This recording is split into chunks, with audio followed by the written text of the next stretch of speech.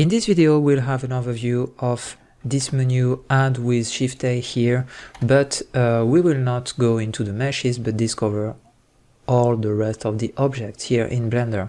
So I will just select everything and remove everything with A and X, okay? And I will just add here my curve objects like I did for the last demonstration. So I will just make a GX, okay, and Shift A, add a circle, and GX again, and Shift A, add a NURB circle, okay, and GX. So you will have like these different objects, and these objects are managed differently than a circle that we had in the beginning, okay? So in the circle that we had in the beginning, it was full of vertices, but this one, if I go into edit mode, I will have here some manipulators, okay? So curves are managed like that with manipulators. So you will have this kind of option. Same for the curve here. If I go into edit mode, you can see that now I have this kind of manipulator that I can select, rotate, and make the shape of my curve different here. But we will have a full chapter about all the curves in Blender, okay? So I will select everything there. We will not spend too much time on this. Here for the surface, honestly, it's something I never used in Blender, but for some reason it's still here. I guess some people have some usability about it. So I just here give you a few examples of how it can be. It's just the same kind of manipulation that I just did show you here, but with bigger possibilities. Like here you will have really a basic shape that will give you the possibility to edit just this part of the object like that, and it will follow, for example, okay? So for me, it's not really handy because you cannot really control the details of each object, so I don't, that's why maybe I don't use it a lot, but basically it works like that, okay? But honestly, we will not use surfaces during the training. Metaballs are a little interesting, and I will just add a few here. Like this, you can see a little how it works. So with GX here, and Shift A, a capsule here with GX again.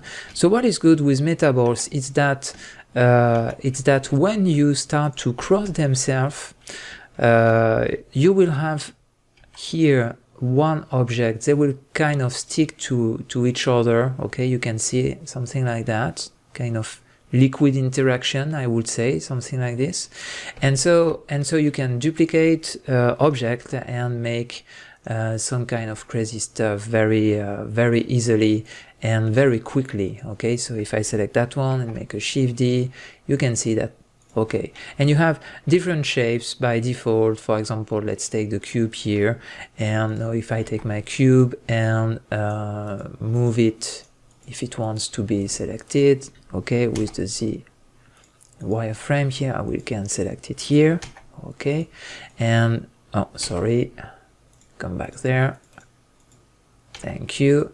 And now I can move my cube, and as you can see, it will interact like that. So to create a global shape very quickly with the different objects, it's very quick and efficient. Sometimes I use it for just create a basic shape for sculpting, for example. So if I want to sculpt a bust or something like that, I will just add a few of these objects, and I will use them after for start sculpting, okay? So it can be interesting to use metaballs sometimes. It's not something I use every day too, huh? So okay, for this here with Shift A, with the text option, you will have the possibility to add a text. Into the text option there, you will have the possibility to manage the fonts if you want to change the font, to manage the extrude with the geometry here. So if you want to make a 3D text very quick, and if you want to go into edit mode, you can just manage it like that. So it can be very interesting to add some text into your scene like this, and after you can just manage it like an object. So edit mode, you edit it, and just after with tab, and just you come back after with the object mode, and you can move it as an object like this. Okay, so that's it for the text. We will have a full video about that anyway. So I will remove this one, and with Shift A you have the possibility to add a grease pencil. So grease pencil is kind of 2D object but works into the 3D space. It's kind of strokes like this, and you can manage the strokes and manage this kind of objects with a full new mode in Blender. So when you make a new here, you have the possibility to go into 2D animation, and you will have a full 2D animation here layout, but it's really specific, and we will focus on this training on really 3D and not too much 2D if possible. I think all of these things would deserve at least one entire training just for that, because there are a lot of options and a lot of possibilities of animation. But if you want to know more about it, don't hesitate to search for Grease Pencil 2.8, and you will have a lot of interesting stuff. So with Shift A here you can add an armature. So an armature basically it's a kind of skeleton that you add inside your object. So let's say you have an arm and you would like to animate it, so you will create a kind of skeleton inside the arm, and you will make the articulations like this. So let's say here it will be my elbow, here it will be my hand and everything, and like this I can just manage my character just with a kind of skeleton like this, okay, that will have some deform influence into the object I will create. So these two, we will have a full chapter about that, armatures and rigging. So for that one, it was the armature. The lattice here, it's an object that can deform other objects. So let's take for example a Suzanne. Okay, and I will put it in the center here, and I will add an armature around, not an armature, sorry, a lattice around Suzanne. So I will go into edit mode, select everything, and scale it up with S. Like this I will have a full lattice here. I can change the resolution of my lattice, for example, okay, and I can go and create a modifier into Suzanne, okay, and this modifier will be a lattice. Good, and we will choose the lattice we did just create, and as you can see now the lattice has some influence into my object. So now if I take for example my lattice into edit mode and select everything and do Alt S and scale it down, I will have the basic shape of my Suzanne by default, okay? But if I take only one here and move it, I will have a kind of deformation into my Suzanne like that, and I can just deform the basic shape of my Suzanne just with a lattice around like this. So it can be sometimes useful to have something non-destructive into your object like that. So it can be good to use lattice sometimes. For empty, it's an empty. Empty is empty. Yeah, I know, it sounds crazy. Empty, it's an object that will not be rendered into the 3D view. That's why we call it empty, because when you will make a render here, this object will not appear. It's just something that you will have into the 3D view, and that can be used as a manipulator, for example. So let's say, for example, you will have a few objects like, for example, UV sphere here, okay? And I will scale down this UV sphere. I will remove this empty, and I will show you more about this too. I will make a Shift D to duplicate my sphere here, okay? And I will make, okay, Mickey Mouse kind of shape. And this object is composed by 3 objects, okay? So I have Mickey Mouse that is composed with 3 spheres here, and if I move a sphere, it will move only the sphere, but not the other. But if I parent everything to an empty, so let's say I take an empty here, and this empty will be a cube, okay? And I will take this one, this one, this one, and that one. If I make a control P, I can parent my object to the last object selected. And like this, now if I take my object and move, everyone will follow, but I can still take them separately and move them. So if I want to move everything, I take the empty and everyone will follow. And if I want to make a bigger ear, for example, it will work. Okay, so this kind of thing is very useful. And as you can see, if I add a camera into my scene here and put it into the right orientation, that we can see a little what's happening into here the right view. And I will just add a light here to have some light into our scene. So if I make a render now with F12, you can see that only my objects will appear, but not the I will make my light a little stronger because we did see absolutely nothing. So maybe something like that, okay, with an F12, and we can see our objects here, but not the empty that will not appear into the render. Okay, so the empties has several here shapes, but it's just shapes that give you the opportunity to select it more easily. You have the possibility to add some image for references image, and this I will show you how to manage that when we will start to model the robot. So it will be into the next chapter. Here you have different kind of lights, and you can add different kind of lights into your scene. So basically by default it's a point, but you have sun, spot, area, etc. So we will have a full chapter about lighting and shading. Same for light probes. And camera here can be interesting because sometimes you want to have you have this view from the camera, let's say, okay, and if you want to add another camera,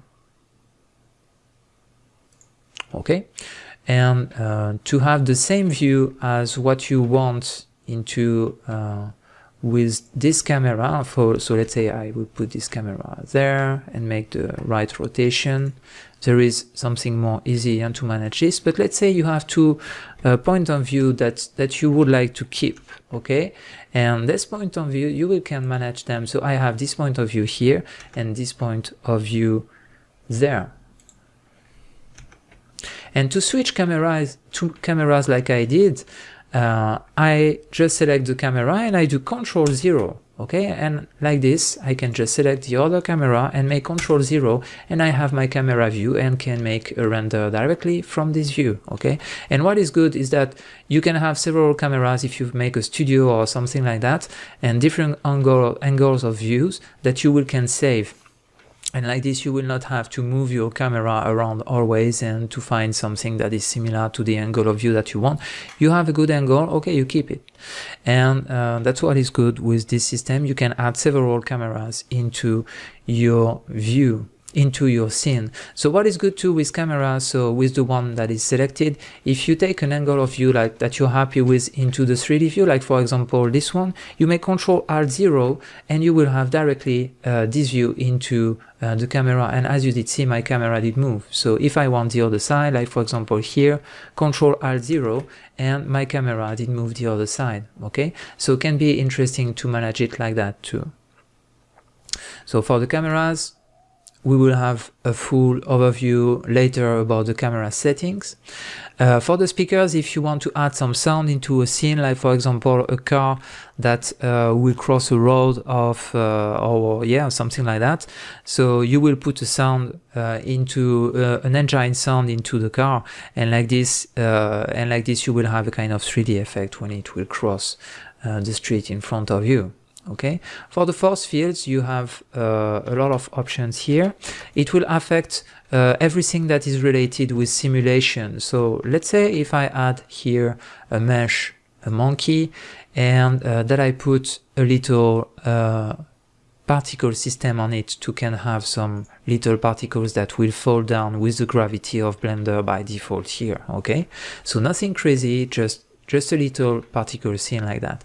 But if I add here, for example, a force field wind, let's say, and I put the wind with something stronger, so you can see my wind that is here and the direction of the wind here, so it kind of slow down a little the particles. But if I go into my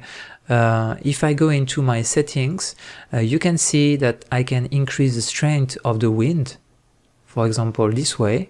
Okay, and you can see that my particles will go up now, and I can change, for example, the noise of my wind. If I want more noise, as you can see now, they go more and more in different directions. I can change the direction of my wind too, if I want my wind to go this way or whatever. And it's only with the wind, but we have a lot of options of force field here. You have force, you have vortex, if you want to make kind of hurricane effect and increase the strength there. You can see that it will create kind tornado effect here. So things like that are very powerful too for simulations, and you can play with it too.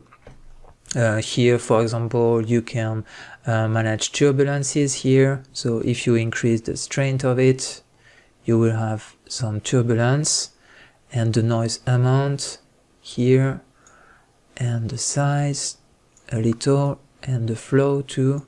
So you can see that now my particles will move a little like that, so it can be interesting. I will increase the size, yeah, and you can see something interesting happening now. So all of these options, you can we will find them into the physics relationship, into the simulations chapter. Okay, so for now it was just a little demonstration of how it works.